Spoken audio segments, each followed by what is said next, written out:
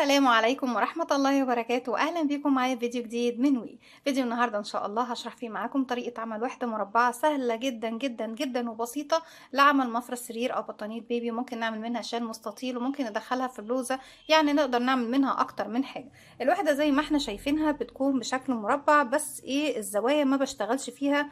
التزايد في الزوايا بيكون عن طريق السلاسل. هنقول بسم الله الرحمن الرحيم، واتمنى ان الوحده النهارده تنول اعجابكم. ما تنسوش اذا عجبكم الفيديو تدعموني بلايك وشير، والبنات اللي لسه اول مره يتابعوني يدوسوا اشتراك، وكلنا ندوس على زرار تفعيل الجرس عشان دايما يوصلنا كل جديد. بسم الله. احنا ممكن نشتغل بلون واحد وممكن نشتغل بمجموعه الوان وممكن نستخدم الخيوط الملونه اللي هي تشانجا. بسم الله الرحمن الرحيم. في البدايه ببتدي اكون دائره سحريه على 2 من الاصابع، بسيب مسافه من الخيط وببتدي الف الخيط على ايديا بالشكل ده، وارجع للخلف وارجع تاني للامام. مش بجيب الخيط جنب بعضه، بجيبه عكس بعضه بشكل حرف الاكس، وارجع تاني للخلف والف ايدي الناحية التانية. هستخدم خيط صوف متوسط السمك مع ابرة رقم 3.5 ملم، لكن تقدري تستخدمي اي سمك خيط متوفر عندك مع حجم الابرة المناسب ليه. عندي هنا تكون على ايدي حلقتين. الحلقة الاولى بنزل بالابرة بتاعتي تحتها، واكون فوق الحلقة التانية اسحبها من تحت الاولى بالشكل ده. هلف ايدي وواحدة واحدة هبتدي اخرج الخيط من الاصابع بالشكل ده، واتأكد ان طرفين الخيط داخلين داخل الدائرة السحرية ايه زي ما احنا شايفين. طرف الخيط اللي هو غير متصل بالشلة بحافظ عليه، ما بشتغلش بيه صحيح لكن بحافظ عليه لانه هيقفل لي الدائرة السحرية في النهاية. اما طرف الخيط المتصل بالشلة او البقرة برفعه على ايدي وابتدي اشتغل. عشان اشتغل داخل الدائرة السحرية لازم اقفلها. طيب انا هنا عندي سلسلة بلف الخيط وبخرج منها، عفوا معايا حلقة بلف الخيط وبخرج منها، بقى معايا سلسلة. السلسلة دي بتقوم معانا بدورين. الدور الاول قفلت لنا الدائرة السحرية، والدور التاني بتكون جزء من ارتفاع الغرزة الاولى، او لو بشتغل غرزة حشو بيكون هي ارتفاعها بالكامل، لان ارتفاع غرزة الحشو بيكون سلسلة واحدة بس. طيب طالما ان هي جزء من ارتفاع الغرزة الاولى، احنا غرزتنا دايما هتكون في المربع زي ما احنا شايفين غرزة عمود بلفة. ارتفاعه بيكون 3 سلاسل، ارتفعنا منهم سلسلة بقيلي 2 كده، 2 3. يبقى احنا كده كملنا السلسلة الثلاث سلاسل اللي احنا طبعا ايه بنعتبرهم اول عمود بلفة موجود عندي. بكون 4 مجموعات، كل مجموعة مكونة من 3 عمود بلفة. طيب انا اشتغلت اول عمود هنا، هلف الخيط على الابرة، انا معايا حلقة، هلف الخيط على الابرة بقى معايا حلقتين، هنزل من تحت الحلقتين دول كده زي ما احنا شايفين داخل الدائرة السحرية. هسحب الخيط وهخرج معايا على الابرة 3 حلقات، بلف الخيط وبخرج من حلقتين، اتبقوا 2 هلف الخيط واخرج منهم بالشكل ده، بكون عملت عمود بلفة رقم 2. هكمل رقم 3.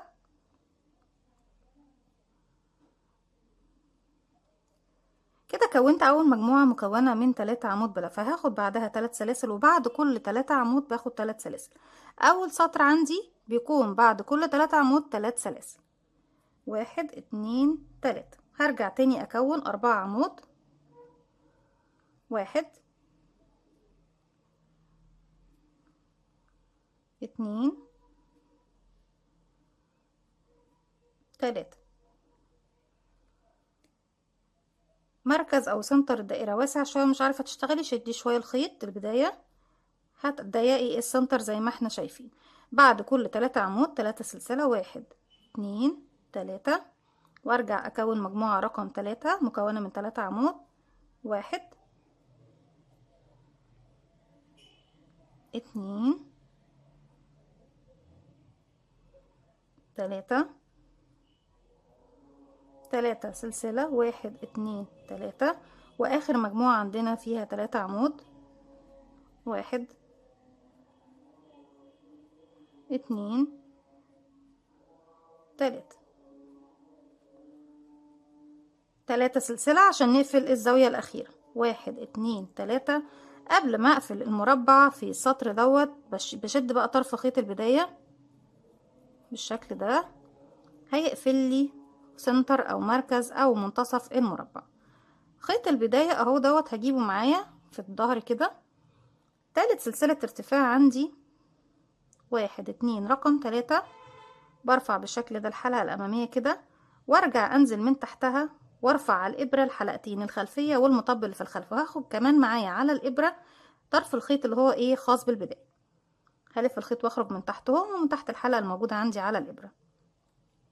طيب انا هنا فوق الثلاث سلاسل اللي هم كانوا بداية الراوند اللي تحت وبداية السطر الجديد، فوق الثلاث سلاسل هرتفع كمان 3 سلاسل، 1 2 3، وبعتبرهم اول عمود بلفة موجود عندي في السطر التاني. طيب في نفس الفراغ هو هشغل كمان عمود بلفة في نفس الفراغ، وبكده بكون شغلت تزايد انكريز فوق اول فراغ. طيب الفراغ اللي جاي هشتغل فوقيه عمود بلفة واحد،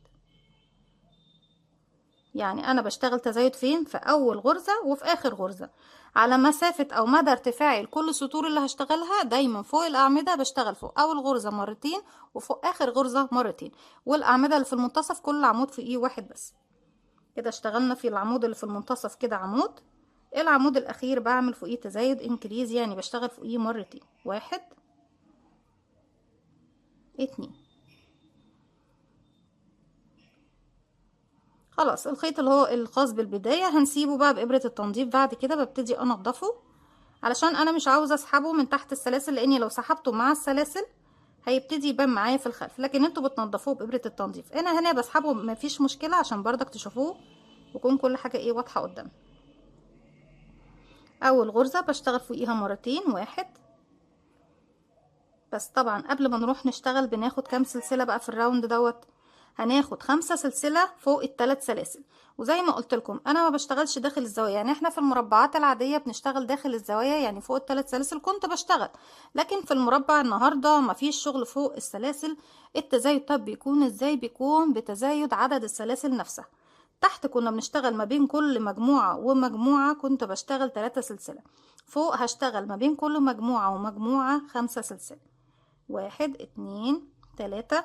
وناخد بالنا من حاجة، انا عندي هنا كام عمود؟ واحد اتنين تلاتة، عدد السلاسل اللي بعدهم واحد اتنين تلاتة، الاعمدة فوق واحد اتنين تلاتة اربعة خمسة، السلاسل اللي بعدهم هنلاقيها بردك خمسة، واحد اتنين تلاتة اربعة خمسة. هسيب السلاسل التلاتة واروح للتلات اعمدة واشتغل فوق العمود الاول مرتين والعمود الاخر مرتين والعمود اللي في المنتصف مرة واحدة بس، واحد. تاني في نفس الفراغ، اتنين، العمود اللي بعده عمود واحد، العمود الاخير عمودين، واحد. تاني في نفس الفراغ، اتنين. خلصنا المجموعة رقم اتنين، بناخد بعدها كام سلسلة في السطر رقم اتنين؟ عدد السلاسل دايما يكون عندي خمسة، واحد اتنين تلاتة اربعة خمسة، وعدد الاعمدة كمان يا بنات بيكون خمسة. هنروح للمجموعة اللي بعدها وبكرر عمودين عمود عمودين، 5 سلسلة، عمودين عمود عمودين، بكمل وارجع لكم. رجعت لكم تاني، وزي ما احنا شايفين في نهاية الراوند او السطر بنكون خدنا 5 سلسلة بعد اخر مجموعة، وبروح لتالت سلسلة ارتفاع كده، واحد اتنين رقم 3، ببتدي اشغل فيها غرزة منزلقة. طيب في نفس المكان برجع اكرر نفس الخطوات اللي عملناها في السطر اللي فات، ارتفع 3 سلسلة، واحد اتنين تلاتة، وبعتبره اول عمود فوق اول عمود عندي، اللي هما طبعا تالت سلسلة ارتفاع من تحت، يعني كمان عمود في نفس الفراغ. هيقابلني بعد كده الأعمدة اللي في المنتصف كام؟ كده واحد اتنين تلاتة، وبعد كده الأخير بشتغل عليه تزايد، يعني بشتغل فوقيه مرتين. تلاتة اللي في المنتصف بشتغل فوق كل عمود مرة واحدة، كده عمود واللي بعده عمود يبقى اتنين، واللي بعده عمود يبقى تلاتة. العمود الأخير بشغل فوقيه مرتين، يعني بعمل فوقيه تزايد انكريز، واحد اتنين. طيب نعد عدد الأعمدة، بسم الله كده، واحد اتنين تلاتة اربعة خمسة ستة سبعة. عندنا عدد الأعمدة سبعة، كمان عدد السلاسل هيكون سبعة، يعني ناخد بالنا ان عدد الأعمدة اللي بنبتدي بيها او بنشتغلها يكون هو عدد السلاسل اللي باخدها بعد كل مجموعة بشتغلها. نشتغل مع بعض، واحد اتنين تلاتة اربعة خمسة ستة سبعة، وارجع تاني المجموعة اللي بعدها عمودين عمود عمود عمود عمودين، تزايد، واحد اتنين عمود عمود عمود، تزايد، واحد اتنين، 7 سلسلة، واحد اتنين تلاتة 4 5 6 7. وبكرر فوق العمود الاول بشتغل عمودين، وبعد كده عمود عمود عمود عمودين، 7 سلسلة، عمودين عمود عمود عمود عمودين، 7 سلسلة. بعد كده ارجع لكم نكمل مع بعض بالشكل ده. في نهاية الراوند في تالت سلسلة ارتفاع بنقفل بغرزة منزلقة. بكرر نفس الخطوة، والسطر اللي جاي هو السطر الأخير. احنا عندنا كده 1 2 3 4، واشتغلنا مع بعض 1 2 3، وده رقم 4.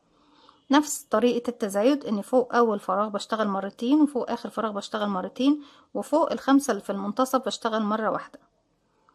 أول عمود عندي بيكون سلاسل 1 2 3، وبعتبره خلاص أول عمود. تاني في نفس الفراغ هو الأول بشتغل كمان عمود. العمود اللي جاي بيكون فوقيه عمود واحد، وناخد بالنا لما بنيجي نقفل بيه منزلقة في السلسلة رقم 3 تبصوا تلاقوا ان الحلقة الخلفية من العمود اللي بعده رقم 2 بتبقى مسحوبة معايا. ففي بنات كتير بتعتبر ان العمود رقم 2 مش موجود، لان هي بتعتبر ان هو نفس الفراغ اللي هي ايه اشتغلت فيه. لا، هو موجود، بس هتبصوا تلاقوا مشدود شوية مع ايه السلسلة اللي هي رقم 3 في بداية الراوند. ناخد بالنا وننزل تحت الحلقتين اهو، بصوا موجودة. لو انا خرجت هتبصوا تلاقوها مشدودة يا بنات. شايفين مشدودة ازاي الحلقة الخلفية الباكلو؟ لكن هي موجودة اهي، الحلقة الامامية وراها الخلفية على طول. وبشتغل العمود التاني. في التاني بشتغل مرة كده، واحد واحد واحد واحد واحد، والعمود الاخير بشتغل فوقيه مرتين، واحد اتنين. طيب عدد الاعمدة بقى معانا كام؟ 1 2 3 4 5 6 7 8 9. عدد السلاسل هيكون زيهم 9. 1 2 3 4 5 6 7 8 9. ونروح نكرر أول عمود بشتغل فوقيه مرتين، عمود عمود عمود عمود عمود عمودين، 9 سلسلة. وبكمل بنفس الطريقة لغاية ما بوصل لنهاية الراوند. هكمل وارجع لكم نشوف طريقة التشبيك مع بعض. بالشكل ده بكون وصلت لنهاية الراوند. بعد ما أخدت 9 سلسلة هروح لأول عمود اشتغلته في تالت سلسلة ارتفاع، بشغل غرزة منزلقة. طيب في النهاية بلف الخيط وبخرج من الحلقة اللي عندي على الإبرة، وبسحب 10 سنتي، وببتدي أقص الخيط وأنضفه بإبرة التنظيف داخل الشغل. طيب احنا دلوقتي عاوزين نشوف بقى طريقة التشبيك اللي بنشبك بيها هذه يعني المربع اللي احنا اشتغلناه مع بعض النهاردة. مكان السلاسل انا ما بشبكش حاجه خالص، انا بشبك فين؟ بشبك الاعمده في بعضها. طيب بنشبك بطريقتين، اما انك تشتغلي بالخيط والابره، وطبعا احنا شرحناها يعني في فيديو خاص بيها طريقه التشبيك بالخيط والابره. والطريقه التانية هي طريقه التشبيك بغرزه المنزلقه، وبردك شرحناها، لكن هقولها معاكم دلوقتي بردك زياده للتاكيد. لما باجي بشبك بغرزه المنزلقه دايما بفضل ان انا اشبك على ظهر الشغل، ما بحبش اشبك على وش الشغل. بجيب الأعمدة قصاد بعضها بالشكل ده، وببتدي أجيب الخيط اللي هبتدي أشبك بيه، هلفه حلقة على الهواء، وهاجي عند أول عمود هنبتدي نشبك فيه أو قبليه، يعني مفيش مشكلة إن أنا آخد إيه السلسلة اللي قبليه على طول بالشكل ده. هدخل هلف الخيط واخرج من الحلقة دي واقفلها عقدة بداية، هسحبها من الداخل بالشكل ده وابتدي أشبك. حتى كمان خيط التشبيك انا بسيب 10 سنتي في البداية وفي النهاية. طيب انا مش ده المكان اللي بشبك فيه، انا بشبك فين بقى يا بنات؟ من كل غرزة قصادها غرزة بالظبط، غرزة عمود بلفة. انا اول غرزة عندي اهي، اهي عندي فيها حرفين، حرف الفي قصدي، بيكون في ضلعين، ضلع امامي وضلع خلفي، وعندي هنا ضلع امامي وضلع خلفي. طيب انا هشتغل في الضلع الامامي هنا، والضلع الخلفي من الناحية التانية. الضلع الخلفي للمربع اللي قدامي بسيبه، والضلع الامامي اللي قدامه على طول بردك بسيبه. يبقى باخد ايه؟ باخد الحلقة الامامية الفرونت لوب من السلسلة او الغرزة الاولى، وباخد الحلقة الخلفية الباك لوب من المربع اللي في الخلف، والف الخيط واخرج منه، ومن الحلقة الموجودة عندي على الابرة بالشكل ده. هرجع تاني الغرزة اللي بعدها بدخل في الحلقة الأمامية الفرونت لوب مع الباك لوب من المربع اللي في الخلف، أسحب الخيط وأخرج من تحت الحلقتين دول ومن تحت الحلقة اللي عندي على الإبرة، وهكذا. ده العمود رقم 3 فرونت لوب يعني حلقة أمامية، باك لوب حلقة خلفية، أسحب الخيط وأخرج من تحت الحلقتين ومن تحت الحلقة اللي عندي على الإبرة. دايما لما بتيجي تشبكي ما تشديش قوي الخيط، يعني ريحي شويه عشان ايه ما تلاقيش ان بعد ما شبكتي المربعات مشدوده معاكي ومش شكلها حلو. حلقه اماميه مع حلقه خلفيه، واسحب الخيط واخرج من تحتهم ومن تحت الحلقه اللي عندي على الابره، وبسحب شويه كده بس بريح السلسله او بريح غرزه المنزلقه زي ما احنا شايفين لغايه ما بوصل الى نهايه الاعمده الموجوده عندي بالشكل ده. وبنشبك كل جانب من المجموعة، يعني كل مجموعة مع المجموعة اللي قصادها، المربع كله بيتشبك من مكان الأعمدة. الأربع مجموعات بيتشبكوا في 4 مجموعات تانية، وهكذا. في النهاية بلف الخيط وبخرج من الحلة عندي على الإبرة، وبعد كده بسيب 10 سنتي وابتدي أقص الخيط. أنا حبيت إن أنا بس أشبك معاكم بلون مختلف عشان نشوف إيه الطريقة بشكل واضح. بالشكل ده زي ما احنا شايفين، بصوا المربعين في منتهى الجمال. الحلقة طبعا اللي كنا بنسيبها من هنا ومن هنا باينة قدام مننا، لكن احنا لما بنيجي بنشبك لو بتشتغلي بلون واحد بتشبكي بنفس اللون، لو بتشتغلي بمجموعة ألوان بتشبكي بلون يكون موحد عشان ما يكونش في حاجة ايه باينة معاكي، او تجيبي الخيط الشفاف الجديد اللي بيكون مش باين خالص معاكي ايه في الخياطة. دي كانت فكرة الفيديو النهاردة، اتمنى يا رب ان هي تكون سهلة وبسيطة وان هي تنول اعجابكم. وبتشبكي زي ما احنا شايفين، يعني هنا دلوقتي لما هنيجي نشبك بعد كده مفروض ان اول مربع بشبك فيه واحد من هنا واحد من هنا واحد من هنا واحد من هنا، يعني 4. ارجع بعد كده في كل مربع من المربعات بنشبك فيه بقية الجوانب التانية. اتمنى ان فكرة النهاردة تكون سهلة وبسيطة عليكم وان هي تنول اعجابكم. ما تنسوش اذا عجبكم الفيديو تدوني لايك وشير وسبسكرايب، واستنوني في فيديو جديد من وي. وكمان ما تنسوش تفعلوا زرار الجرس عشان يوصلكم مني دايما كل جديد. السلام عليكم ورحمة الله وبركاته.